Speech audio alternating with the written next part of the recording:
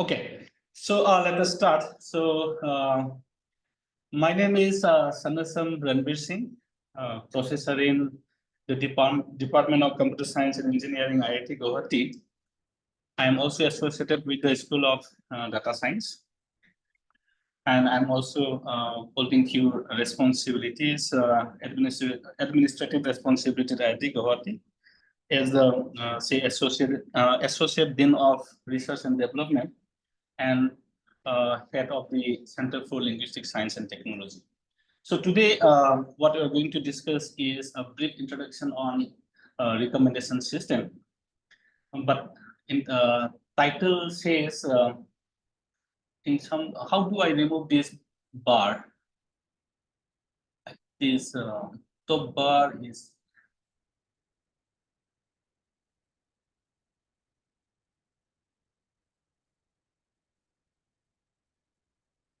Okay, let me try if I can move this. Okay. So title is a bit interesting. How Netflix knows what you will watch next, right? This is a kind of very curious questions, right? But to be frank, I don't know. So what is the exact algorithm Netflix is using to solve this problem? Okay. But this is a very pertinent recommendation system problem. Okay, but being Netflix as a kind of commercial organization, their algorithms are kind of hidden. It is not shared in public domain, right? So for academician like us, okay, for that matter, for any other organization, it is not possible to understand what exactly Netflix is using, what kind of algorithm, what is the combinations of various complex algorithm to address this question. But what we know is what are the possible methods that you can apply for solving such problem. So when you say recommendation system, right, it is not only about movie recommendation to the platform like Netflix or Amazon Prime or something like that. It is applicable in any day-to-day activities. So let us say you are talking about something like web search engine. You have Google search engine, and then you type some query, and then you get some results, right? That is also a kind of recommendation system. They also do lots of methods in the background to recommend the right document that you are looking for. So same as the Netflix, they also try to see user profile, behavior, and many other parameters to answer this question. But considering today is the first such interaction, I have limited my discussion to the very fundamental concepts of recommendation system, from where you can extend applying the advanced methods and the, say, various concepts that you may have in your mind. So today we'll limit to fundamental, say, concepts of developing a recommendation system, and let us try to relate that concept in recommending movie to a platform such as Netflix. Okay, and if you have any query in between, you can please post in the chat box, and we'll also try to take up those questions time to time. To begin with, let us go with a simple query. Let us say, do you see the black bar that you see on my screen?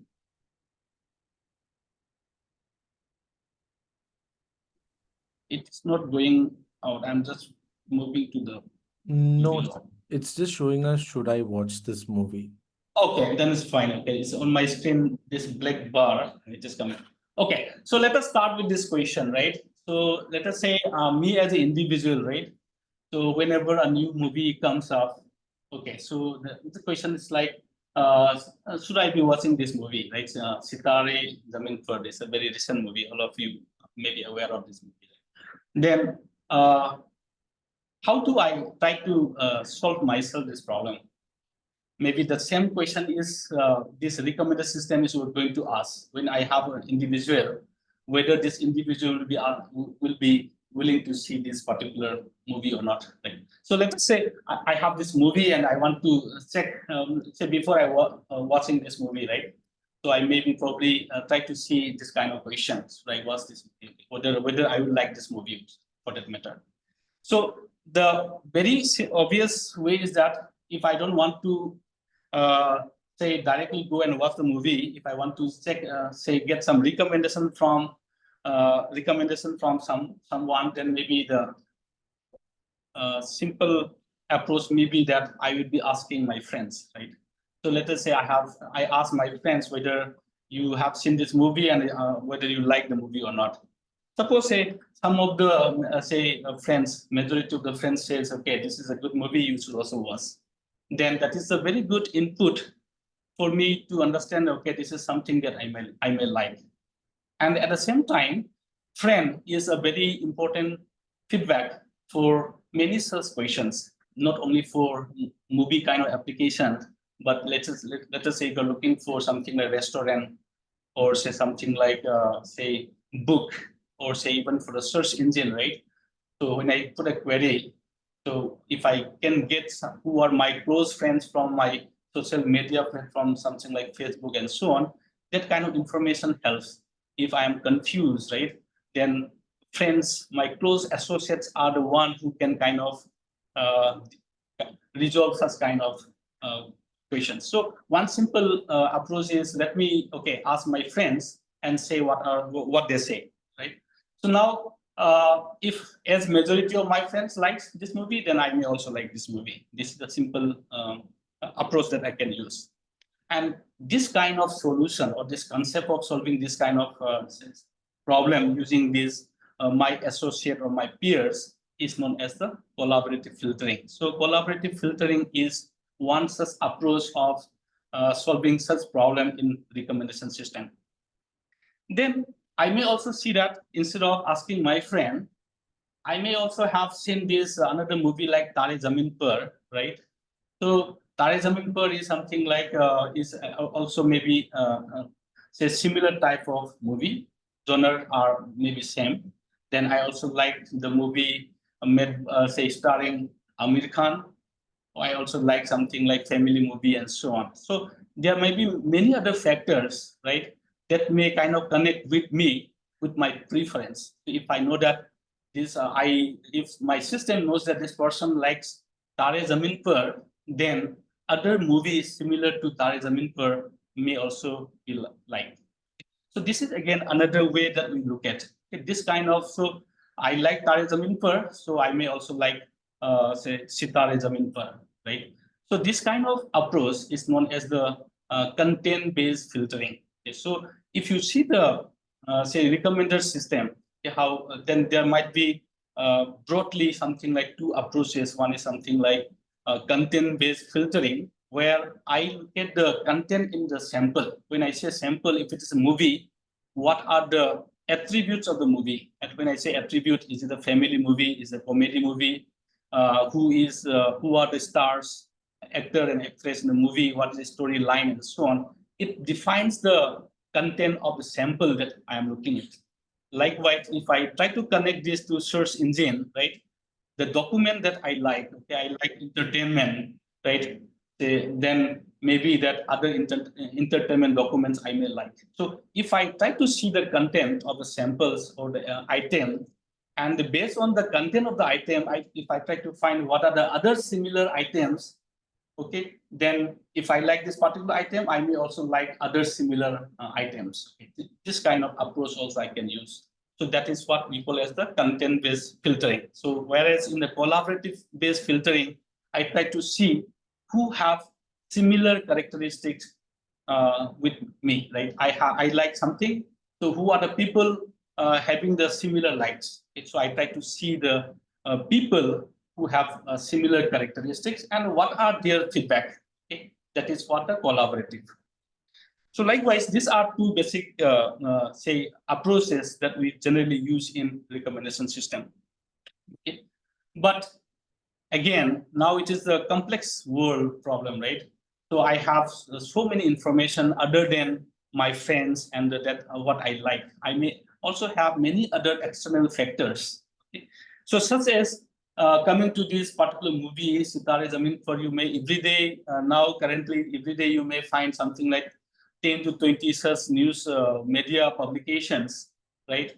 So this because of this media hype or media reports, you also may like tend to see this movie, right? So this kind of external factors also play a very important role. At the same time, so this is for the kind of trending kind of movie. But at the same time, if you look at some other movies, so they were not much hype in the media, but slowly their popularity builds up, and later on they become popular and so on. So then again, from through other channels, you may also know that okay, these movies, all movies are also good, though they are not say not published much in the news media and so on, but slowly their rating builds up and then become popular. So this kind of information also maybe this one. Likewise, so what about this kind of movies? Like these are the kind of some few of the say flop movies, but in spite of say you may not have any news reporting or something very low profile of these movies, but again you may have a specific preference. Okay, I like the character, I like the actress. It's irrespective of the content of the say item you may like to see. For example, say in the south, right, these famous actors like Rajnikant and so on, right? Irrespective of the movie content, people try to see the movie, right? So this is also other say external factors. Okay? So it's a kind of very complex problem. So again, apart from the say our human relationship and the content, also what about the environment? Let us say. So let us say I have a long weekend and say then I want to have a quality time watching movie and something like that. Then I maybe that I will try to see my all favorite movies and so on. Right. So that means what I also my system also need to know the environment, the context, apart from my relationship with my friends and the content of the movie. So then again, likewise, I may also something like say I am emotionally very down today. I'm very feeling very sad. Then I may like to see some chat movies and so on. Okay. So you also need to understand the cognitive of the people, right, user. So what I'm trying to say is that uh, solving this simple problem is requires a very complex process, right? Understanding the environment, understanding my relationship, understanding the content of the items, my cognitive state, and so on. Right? So many things. If I want to build a very say effective such recommender system, I need to understand all these factors into consideration and come up with a very some complex algorithm to solve such problems. Okay, so this is a so recommender system is a very complex problem, but what is the very fundamental say problem you try to understand, right? So for any recommender systems, right, the fundamental problem that we try to crack is what you need, right? What is your intent, right? If I'm able to understand what you need, right, then half of the problem is solved. In the Google search engine, if Google understand what you need, right, then he will give me the relevant document. Likewise, if Netflix needs understand what I need, considering all the factors that I have just say related, then Netflix will be able to recommend me the right movie, right? So at the core of the problem, all this say complex system is to understand the need of the user, okay? To intent of the user. That means it is just beyond the limited input that I am giving to the system. So if you look at the query search engine, in just like Google search, what is your input? What you are giving is the limited text that you are giving to the that search text box, right? But Google tried to collect other say external information from different sources and so on, then try to understand what exactly I need. For example, say if I just put a query something like bank, right? So this is a very kind of very common example we should take. If it is bank, the question is it a river bank or this financial bank, right? So if I am just on a holiday or something, if I know that I have just recently I have booked some vacation hotel or something, then maybe riverbank might be more relevant. Something like, so all this so I just need to so my core problem is understanding what user needs, and this is the highly complex problem because the system does not have the complete information that will help me deriving such kind of say requirements or answering such kind of queries. So the same thing is also true for Netflix, right? They need to really understand: are you in a party? Suppose if you are in a birthday party, then you may like the movie of some party-based movie, right? Or are you in the some so all apart from your behavioral characteristics, they also need to understand other factors if they want to really recommend. So it's a very highly complex system, but so for that, several methods are evolving. Okay? So don't worry.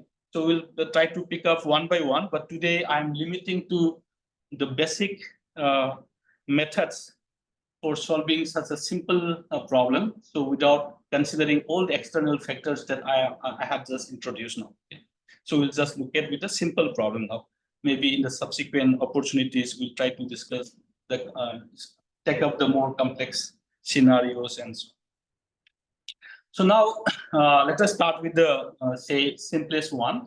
That means I'm trying to say explain what is how do we solve say using the collaborative filtering methods and using the content-based filtering methods. So so let us try to investigate this systematically. So now to build any learning models, right? As you all know that what we need is the data. So when I say data, data might be of different types, but what I'm starting is something like simple, whether you have seen the movie or not. Let us say I have 4 people in my training datasets or my datasets, and then I'm say I have 5 movies or something. They say the first person has seen 3 movies, then second person has seen 2 movies, and so on. This, let us say this is the graph or network of defining the relationship between a person and a movie. So if you look at the recommender system in general, it is nothing but defining this relationship, right? So at one side you have user, at another side you have item. You're trying to define what is the relationship between the items. So this relationship might be of different types. Okay? So in this example, I'm just defining a very simple relationship, something like whether a person has seen the movies or not. If a person has seen the movie, then I'm just connecting them. Okay? This connection defined the first person has seen the first movie, the third movie, and the last movie, and so on. So this is just something like whether you have seen the movie.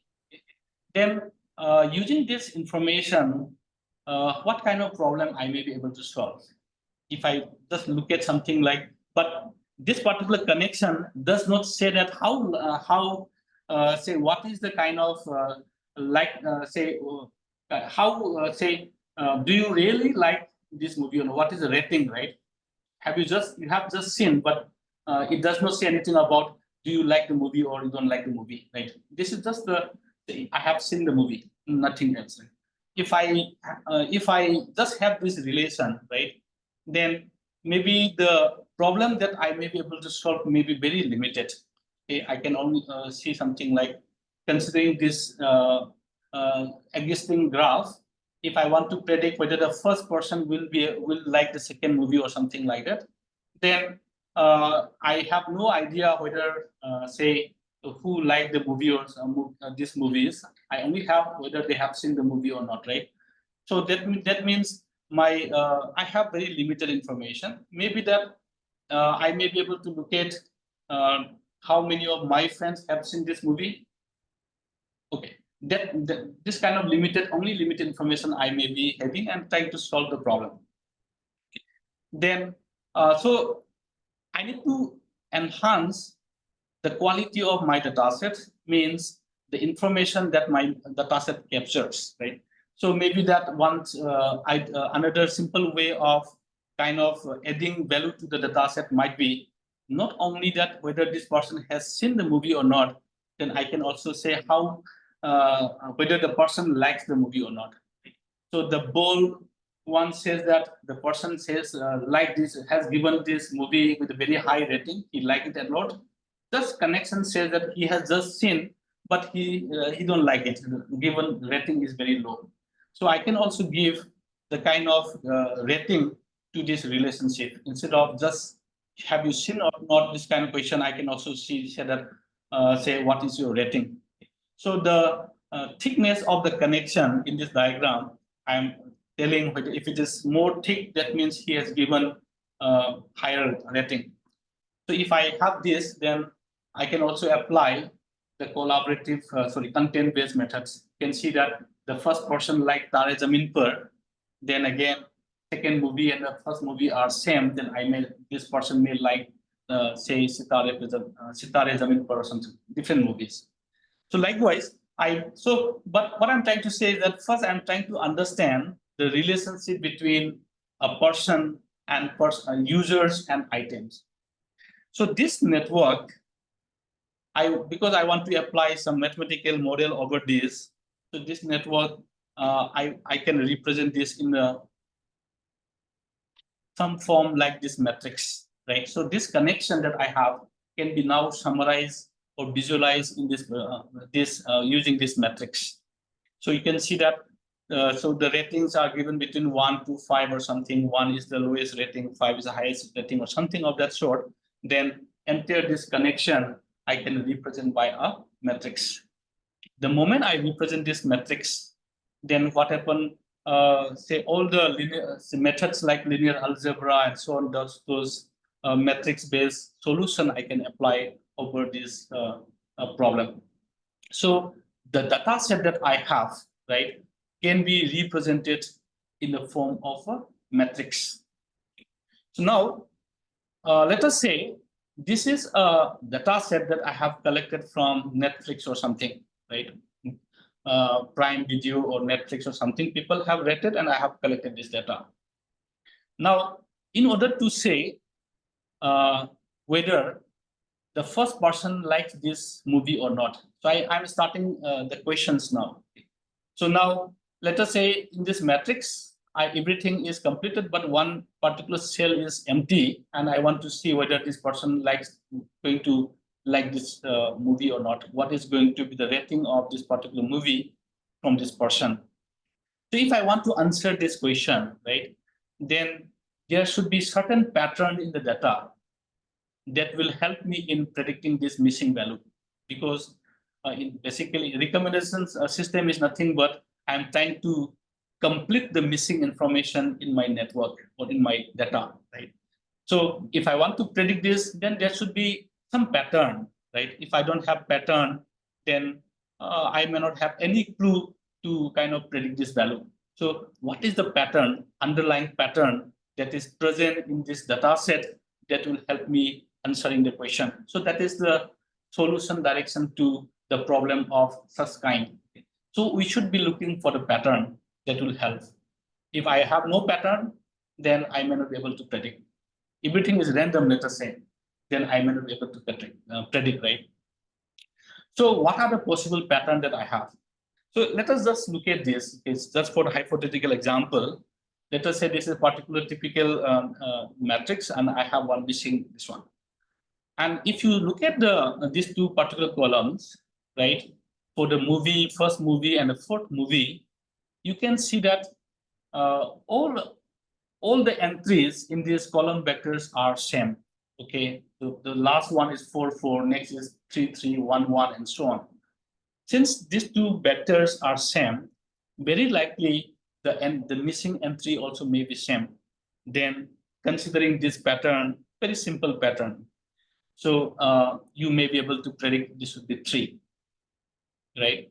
Similarly, this is something like a content-based approach where because this column vector represents the characteristics of the item. Okay, so when you look at the characteristics of item, that is basically on the content, right? Likewise, I can also think of from the user perspective, something like if I want to predict this third person, whether she will like the second movie or not. So similar pattern I'm trying to say. So now if you look at this, you can see that first row vector and the second and third row vector, they are same, right? So there is a pattern, there is a relationship. So since they are same, then this missing value would be probably 1. So I may be able to predict from this pattern, I may be able to predict this. So these are the very simple pattern that we have observed from this table. And this, so if I'm applying such kind of approach, looking at the characteristic of the users who are my similar users. So this matrix says that the first user and the third user, they are same. Their behaviors are same.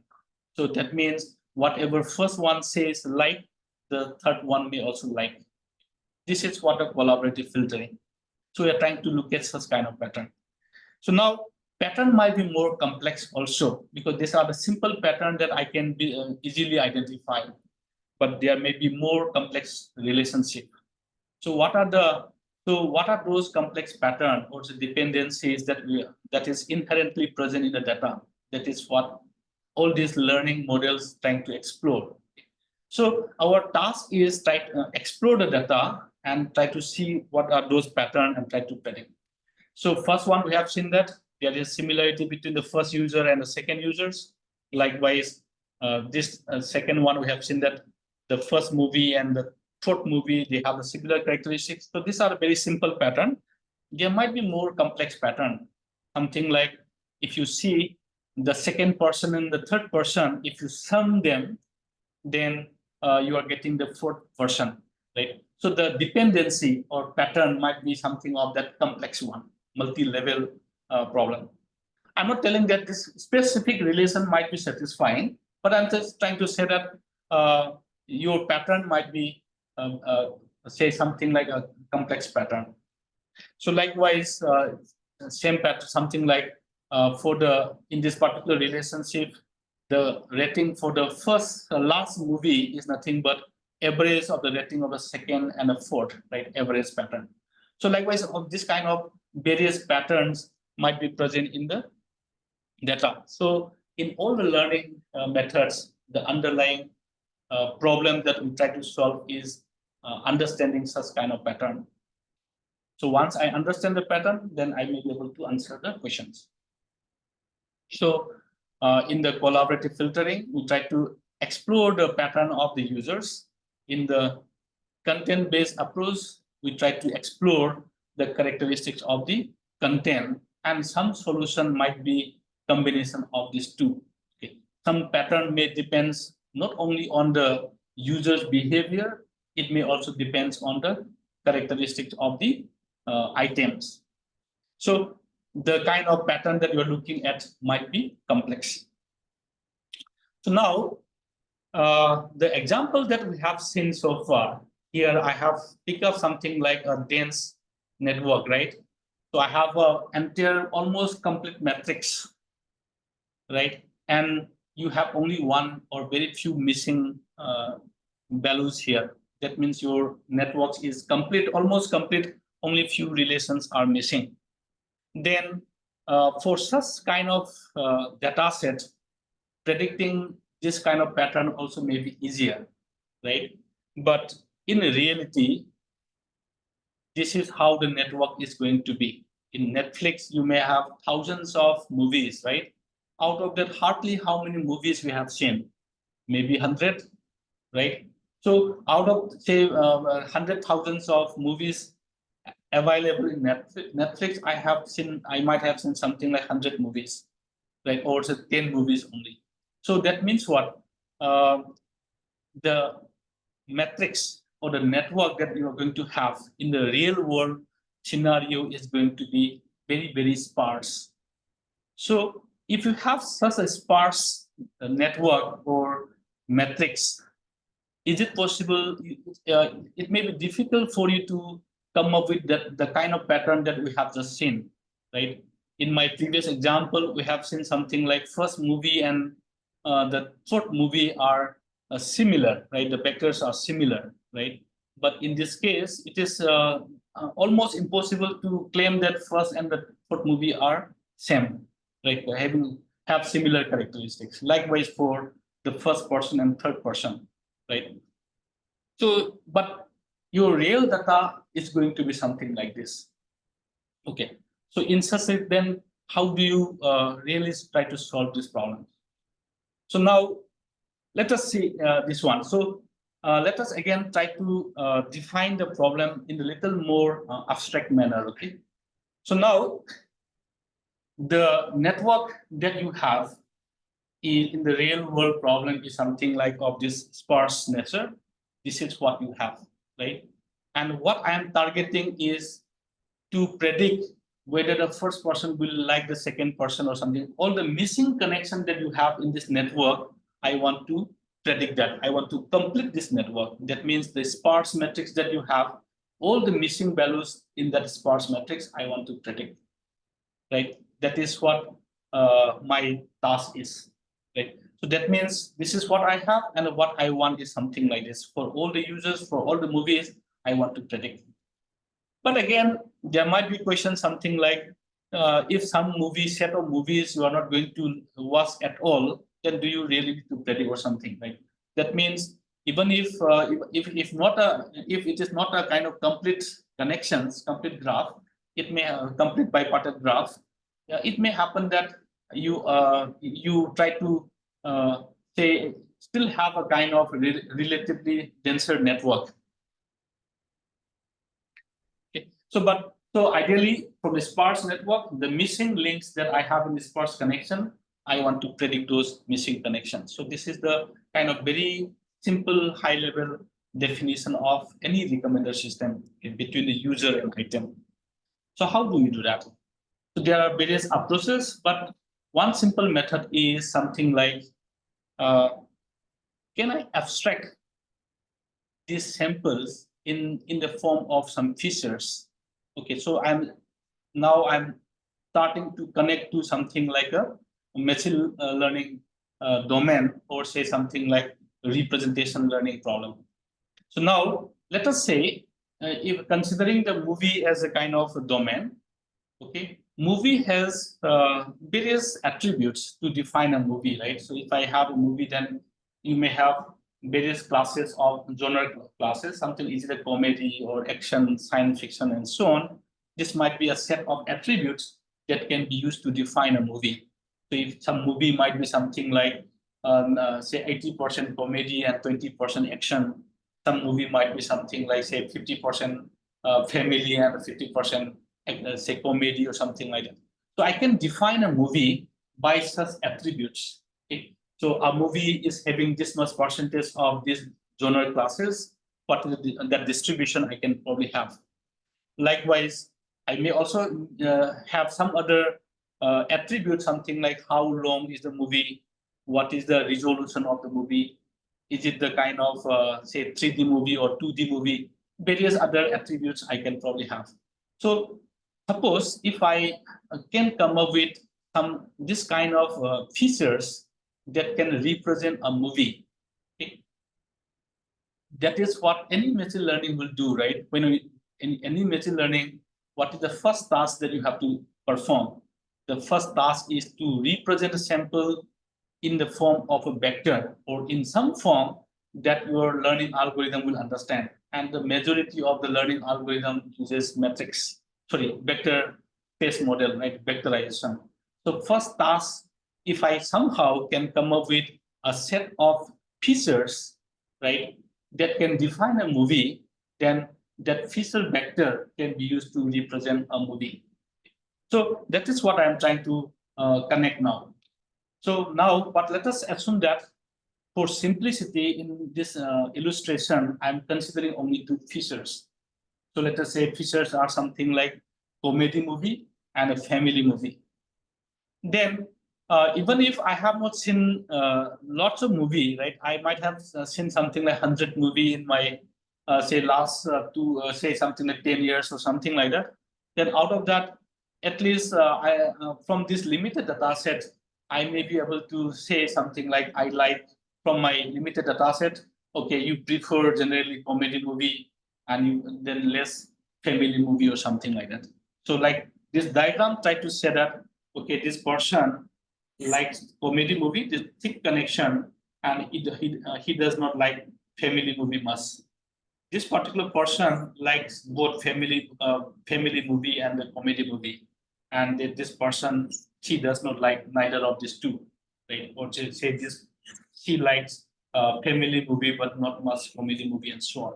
So I can now abstract the preference of a person by such attributes. Okay. So this is what I'm trying to visualize something in the latent space. Okay. So let me conceptualize or abstract the preferences of users by such classes or such topics or such latent space. Okay. Likewise, then in a similar manner for the movie also I can link this.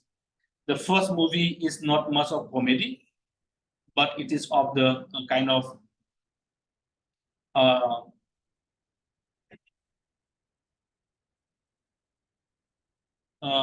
but it is of the family type. Second movie is something like it is comedy and less family, something of that sort. Okay. So likewise, I can also connect all the say uh, items by these features, by this feature space or feature vectors. Right? So the moment I connect this, then I can probably define this relation by this something like, so this particular matrix represents what is the preference of a person over the topics or features that you have considered. It says that first person likes the family movie but not the comedy movie. Likewise, each of the movie that you have can also be represented in this form. So in this case, this movie, first movie is something like 60% family movie and the 1%, some 10% comedy movie or something. So like using the features that we decided to use, right, I can represent both the users and item. So the moment I represent the say users and the items in some vector form, then I can solve this problem very easily. Right? So now let us say somehow I am able to create this matrix, the matrix for the users and the matrix for the movies or the items. Okay. Then what is the network that we have just targeted to visualize? This is something like this, right? So that means if I multiply as a dot product of the row vector and the first row vector and the first column vector, okay, then I'm getting the relationship between this. So if you can use something like dot product or cosine similarity or any function that can define the relationship between two vectors, similarity or dissimilarity functions, you can use to kind of define this relationship. Okay. So now, so if I just in this example, I have used dot product, but you can use any other function. So using dot product, if I perform dot product of the first row vector and the first column vector, I'm getting 3. It says that the person may like this movie with a weight value of 3. Right? Likewise, I may perform the dot product for the second movie and I get this and so on. Right? I can fill in all the fields in this matrix using this dot product. Okay. So likewise, so now I am able to see, once I am able to get this matrix, now I have my recommendation for all the users across all the movies, right? So this is what the basic fundamental, very simple approach of developing a recommender system. But the question now is, how do you come up with this the metrics for defining the users, metrics for defining the movies. So you may have many options for doing this. So you may probably use something like user profile, so, or say movie profile. In the profile, quite often user they themselves define what I like, right? Or say the movie creator they define something like what is the kind of movie. These vectors you may be able to get from various sources or various methods, something like profile information. right?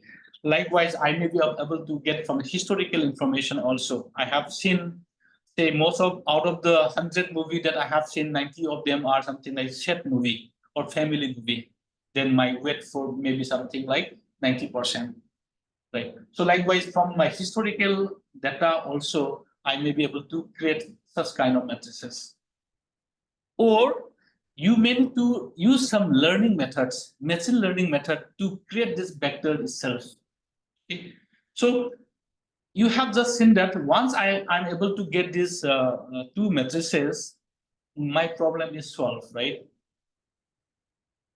Then you have to construct these matrices, the movie matrix and the user matrix correctly. If you get wrong matrix here, your prediction is going to be wrong. So I can simplify my problem. I can divert my energy for solving this problem into how do you come up with a good representation of the samples, good representation of the movies, good representation of the persons, right? That is where we use many methods, something like embedding and so on. So in the recent time, you may say any domain you work, embedding is some term that you will find quite frequently. So what is the embedding? Embedding is something like representing a sample, okay, from in a very low dimensional space in the dense, say in the dense representation. So like in the low dimensional space, I want to represent a sample.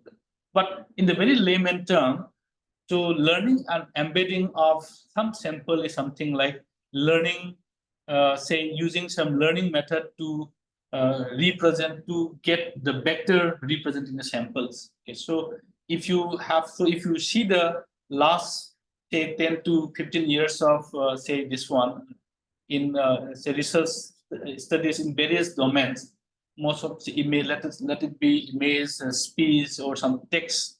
The first problem is to get the representation. So if you in short, in any machine learning problem, your first task is to come up with very good representation of the samples. Okay? So before this deep learning era, so when you use the traditional machine learning, so we do something called a feature engineering to get such kind of representation. So in the feature engineering, we have to explicitly kind of do say feature engineering to get such kind of vectors. So once we get that might be some expert domain or some other machine learning methods. But once we have this, after this deep learning era, we try to learn the representation of samples from the data itself without something like expert knowledge and so on. So explicit information. So these are the kind of, so if you look at the evolution in this study, the changes are in the representation. So if you have a good representation, even with a very weak, say, model, you will be able to predict with very good performance. If your representation is bad, then you are not going to get the good performance. So representation is the most crucial part in any machine learning problem. So now that is where all these embedding and so on that you are coming, right, in the recent studies also. So you may apply some machine learning method to get this this matrix. So I'm starting with a very old solution to this problem. So now one of the very say initial solution to this such kind of say embedding problem is using something called matrix factorization. But that time we never used this term called embedding.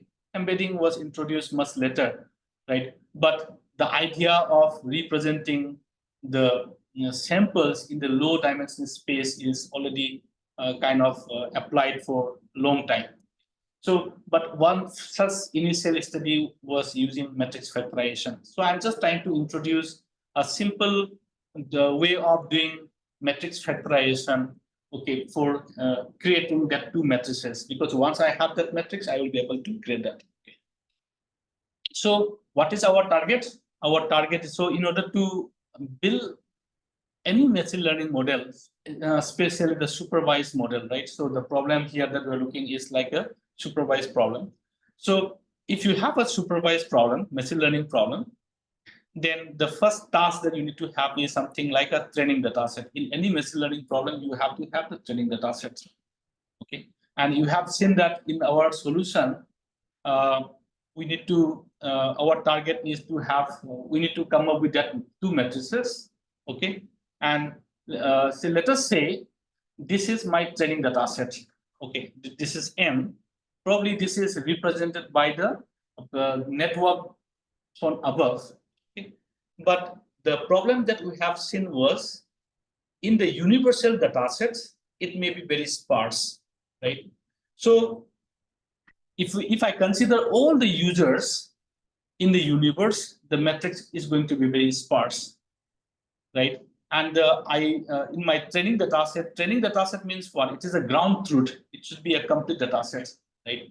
So even if it is very sparse in the universal data sets, considering all the users and all the movies in the world and so on, but there might be a certain subset of the users in the movie where you probably have this kind of complete one. So in a recommended system study, the data set that you have, most of the data set that are distributed for such study are kind of this kind of complete network. So now question is, given this complete network, how do I learn this particular two vectors representing the users and representing the vectors? Okay? And if your solution is kind of effective enough, you should be able to from the solution from this data set, you should be able to generate the vectors for the new movies and new users and so on. But that topic I am not considering now. But I'm just trying to tell you, if you have a kind of this kind of training data set, how do you get this kind of vectors? Okay, vector representing the movies, vector representing the users. So our task is to obtain the matrices U and V such that, okay, the product of, because the product of U and V should be close to M. If you are able to regenerate this M itself, then it's very well and good. Sometimes it may not be possible, but the matrix that say that you will be generating from U and V should be very close to M. So that means, given this training data set, I should try to construct this U matrix and the V matrix in such a way that if you do the dot product of these two, you get this M. Okay, so this is the problem. That means you're trying to learn U matrix and a V matrix from this given M matrix. Okay, so you may have various solutions to that. One of the simple solution is something called using gradient descent. Okay, gradient descent is one simple approach to do that. So what is gradient descent? Gradient descent is something like you first predict some initial values of U and V. These are just randomly initialized. Okay? So this number that you have, okay, these are just a random number. I have a matrix, so I just fill in the these matrices with some random values. So now you have this random values. Now you have initial the V matrix and the U matrices, V matrix and U matrix, and these are just random matrix. Okay. Then you perform dot product between these two in order to recreate this network, this matrix that I am terming as X. X is a matrix that you are generating from this U and the V. Okay. So now, if I just perform this dot product, you can see that because these values are randomly initialized, and the value that you are getting here is also some random values, right? So now, and you can see that this random value is different from the actual value that you are looking at, because I am trying to generate this V and the U so that the dot product gives me this M matrix. So in that sense, M matrix is something like a ground truth. Okay, So I'm trying to generate this U and V to get this ground truth matrix, right? And now, if you see the initial U and V, since they are random, I'm getting something like 1.4, which is less than 3. That means these two are different, right? If they are different, that means what? There is an error. Okay. So my task is to generate this U and V such that the error that I obtain is negligible or less. Okay. But from this initial random values, I may have very high error. So what is the error? Error is nothing but the difference between the predicted value and the ground truth, right? But there are standard error functions. So we may have something like, say, mean square error or something, where what that instead of just taking the difference between the predicted value and say ground truth, I perform a square of this in order to kind of ignore the say uh, uh, whether it is a positive value or negative value. But this is again, so there you just assume that there are some set of error functions that I can use to use for learning such things. So likewise, using this initial random U and the V matrix, I will just keep predicting these values. Okay. So now, likewise, I predict everything. Then you can see that the X and the M, they are different, right? Since X and M are different, that means what? The V matrix and U matrix that you have generated, they are not correct. So I have to do the adjustment of this U and V such that the product of U and V is close to M. That is what the learning that we are going to do. So in the gradient descent, you start from some random value, okay? Then you generate this matrix, the target matrix that you have. Then you see that the first element that you have here, 1.4, which is less than 3.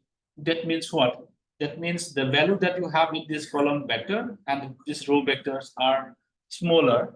So I have to I have to adjust this value such that this value become increased to larger values. These values are increased to some larger value, so that I get the dot product is close to 3, right? Something like this. For the second value also, if you see the first one is actual value is 1 and the predicted is 4, that means it is larger than the target value. That means what? I have to probably reduce the values here. This vector values probably need to be reduced. So something like that, I need to keep adjusting the values of U and V in order to get a very negligible error difference between the predicted one and the ground truth. Okay, so that is what we use. We can do with something like a mean square error. That means the mean of the square of the errors. Okay? So X is the predicted one, M is the ground truth. The difference is the error, and you take square of it and take average of it, average of all the values here. So likewise, I can probably now, so this might be considered as my error function. So delta you are getting is the gradient. Okay, so you something like this error. Then this error function, you will take something like derivatives of this and so on. Then you get the gradient. Okay, so here this should not be equal to, but it's a say something like derivatives of this error function that will give me the gradient. So likewise, some gradient you will get from this error function, and then using that gradient, a fraction of the gradient will be used. This is something called learning rate. Some fraction of this delta will be used to again update the matrices of U and V. So likewise, this is the previous values of V, and this is what you get from your gradient, and then you perform summation or the subtraction of these two, then you get the new V and so on. So likewise, using this, you will keep iterating this cycle. That means what? You start with some random values of this U and V. You generate this matrix as the first step. After that, you check what is the error, take gradient of this by taking derivatives of this one. Then again, using that gradient, you try to say create the new U and the new V. So likewise, it will keep iterating this Okay, this is also known as something like the expectation maximization method, EM algorithm. So now using this repeated, you will keep repeating this until you find something like this. X is something like close to M. Okay, that is where I will be stopping. So then the U and the V that I get, that probably I'll be using that vector to kind of do the subsequent prediction. So this is a kind of one simple approach of getting this U matrix and the V matrix. Okay. So likewise, this is what we call as the gradient descent. And again, this is just this is not the only way of solving this problem. You can do many other factorization methods for doing that. Something like you can apply eigenvalue decomposition or something like TCA for learning those kind of metrics. Likewise, if it is a rectangular matrix, singular value decomposition you can use and apply LSI to predict those feature vectors. Likewise, you can use non-negative matrix factorization, canonical matrix factorization. Many such factorization methods are available. Then you have to use suitable one. So this is some of the earlier studies people have applied for generating such kind of dense vector. So it is still valid. So they are equally effective. Okay, but the problem with that is that matrix factorization methods are may not be scalable. Suppose your matrix size is very large, right? Then factorization is an expensive approach. That is where other methods, something like machine learning methods, using the complex network analysis, embedding, and now using LLM and so on, you will be. So there are various methods for solving such problem. So I think this is what I have for today. So in the next subsequent opportunity, let us look at what are the other advanced methods.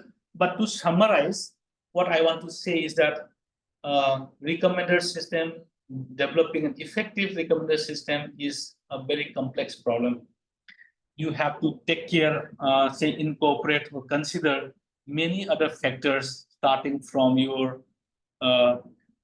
say, explicit features to the cognitive level, environment, and so on. Many other factors you need to consider for a precise prediction. But some of these methods that we have discussed, they are very effective for some generalized recommendation. But very specific recommendation may need not many information that you need to consider. So for some movie prediction and so on, these simple methods are also very effective. So with this, I will stop here. And if you have any questions, we can take up that.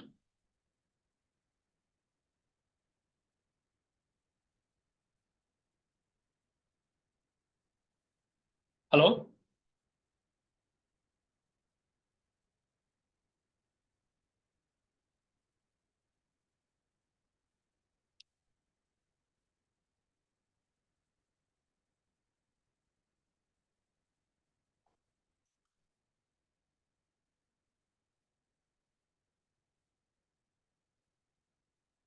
Hello?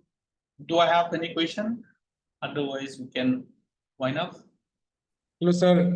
I think there are some questions on chat if you'd like to go through it. Yeah. Should I open this? Yes, sir, in the Q&A session.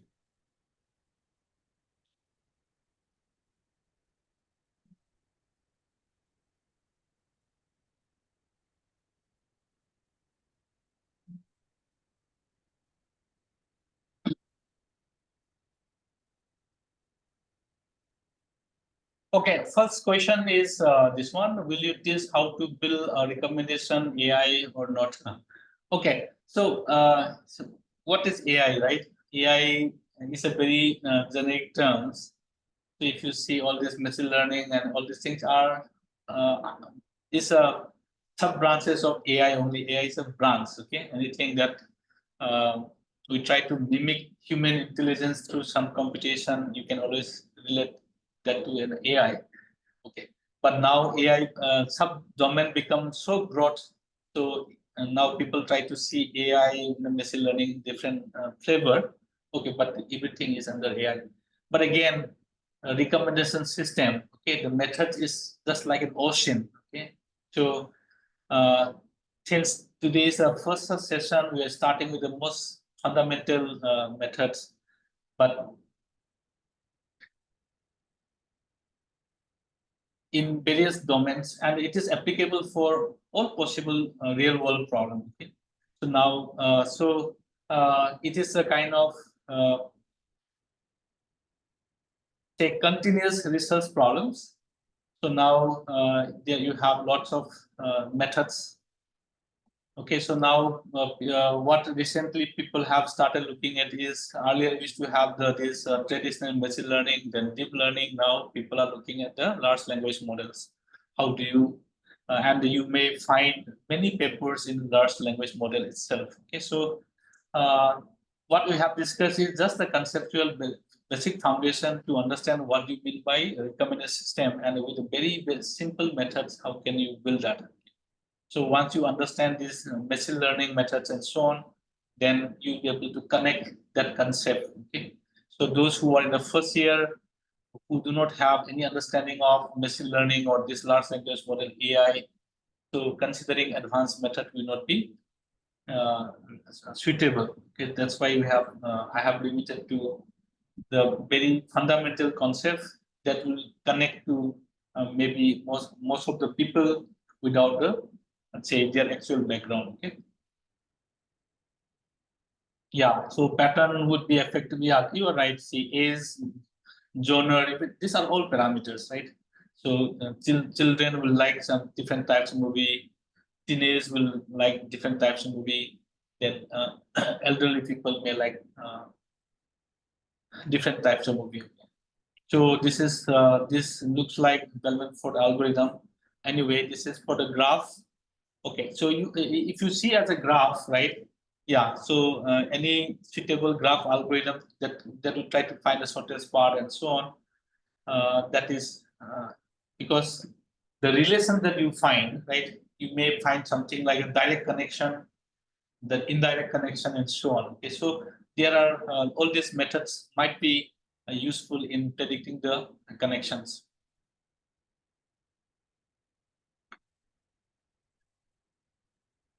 Okay, given the extensive use of collaborative filtering, content-based filtering, and deep learning method in Netflix, how does the system effectively balance between exploring known users and okay?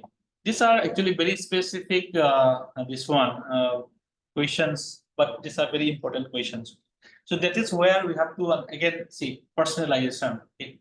So people are trying to understand, try to personalize, right? So like how Google knows that you are going to travel, right? So like say personalization is ultimately personalization is the one. So in order to understand what you need, right, I need to personalize based on your characteristics, based on your say environment and so on, activities and so on.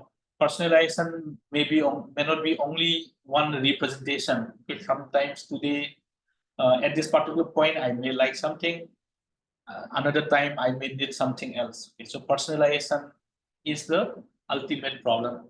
If you're able to solve that, so you have to use so many other factors for the personalization.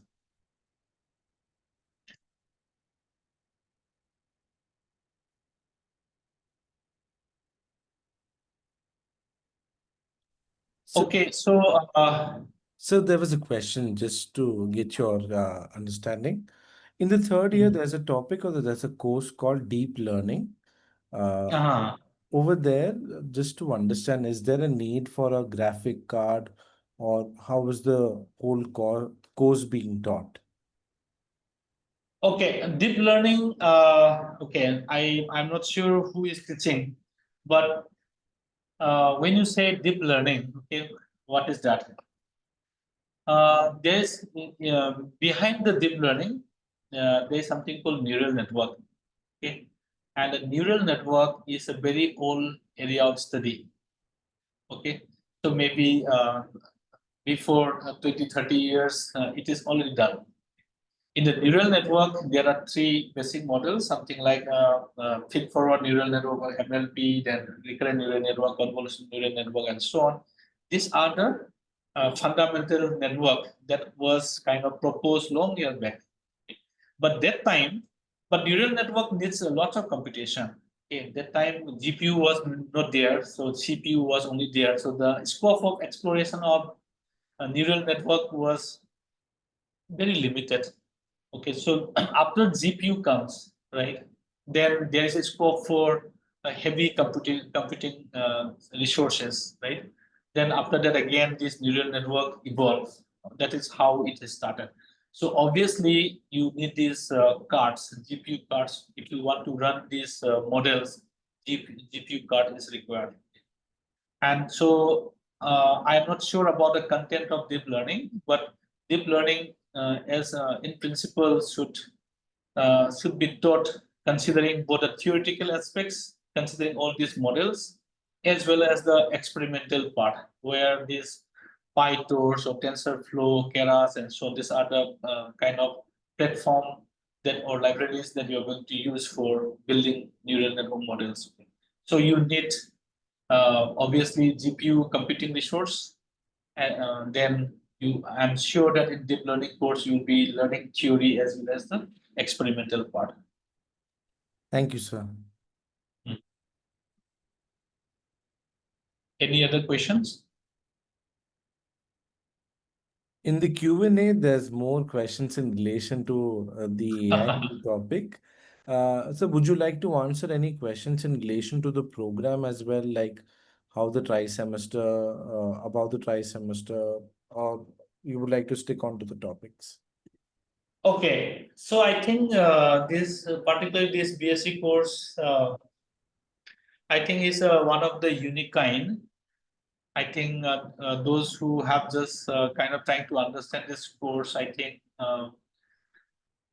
you should definitely join this.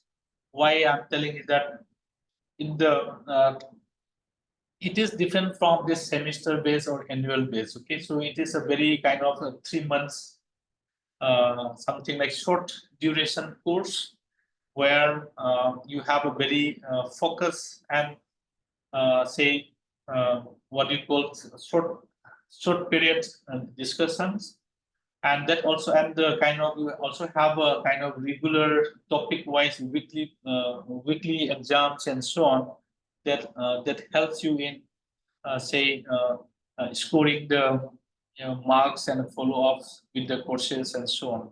I feel this is and especially this particular course, data science course, it touches upon various topics starting from your mathematics, probability, statistics, linear algebra to computer science to data science and so on. So you will be kind of introduced to all possible directions. Okay? So starting from your text to image to video, speech, then other general data, say data mining approaches. So not only the application side, in the theoretically also, it is a very extensive and comprehensive course program. So I think I am sure you will definitely enjoy attending this course. Wonderful, sir. So just one final question, if you could share with our learners the importance of data science in AI and how this program would actually help them. Okay. Let us just imagine today, right? Earlier, if you look at, if you say artificial intelligence, it looks like something like computer science problem, right? But it's not. It's not. Now AI is applicable to any real world problems. Let it be your day-to-day problems, just like your Netflix. Let it be other streams, something like medical, engineering courses like civil, mechanical, and so on. I think there is no such area where AI cannot be applied. Okay. And again, data science, right? AI. So there are two types of approaches of doing this learning. One is something called expert knowledge or domain knowledge, where only the experts. If I just to try to take an example, something like say NLP or something. So let us say machine translation that everyone will know. If I ask how to translate English to Hindi, for example, then maybe some linguistic experts, if I hire, he may come up with some rule. Say English has this particular grammar, Hindi has this particular grammar structure, and then it should follow this particular rule. Then you can translate. This is called something like a expert knowledge. Okay. So in expert knowledge, what happened? Expert base. So where you need expert to solve the problem or direction from expert. In the data-driven approach, you have the data. From the data itself, you try to learn all those things. So it's all about data. So now data is now problem with us in current generation is current problem is this one. We are bombarded with lots of information. So now, if you just imagine web page, how many billions of web pages are there? How do I find something like some web pages that I need? You take any problem now, weather, right? You have everyday weather problem and so weather data for all the geographical locations in the world. It's such a big data, right? So how do I make sense of that? So data science will tell you how to understand this data, how to process this data, how to make sense of this data. Then machine learning or AI method will tell you, right, how to solve a problem using the data that you have obtained using the data science methods. So these two are kind of connected one. So now data, if you understand advantage of studying data science and AI data science is that you can apply in any domain. It's a kind of universal program. If you understand this, you pick up any domain, medical, say some entertainment or some anything, right? You will have the knowledge of how to process that and apply. So in that sense, I think in today's time, data science, AI data science is the fundamental course that everyone should learn. So you are very lucky. You are at the core of this requirement, I think. That way I will put. Wonderful, sir. You've completely briefed the importance of AI in the various domains that is there and how the program will help. Thank you so much, sir, for your insights on this. Yeah, thank you.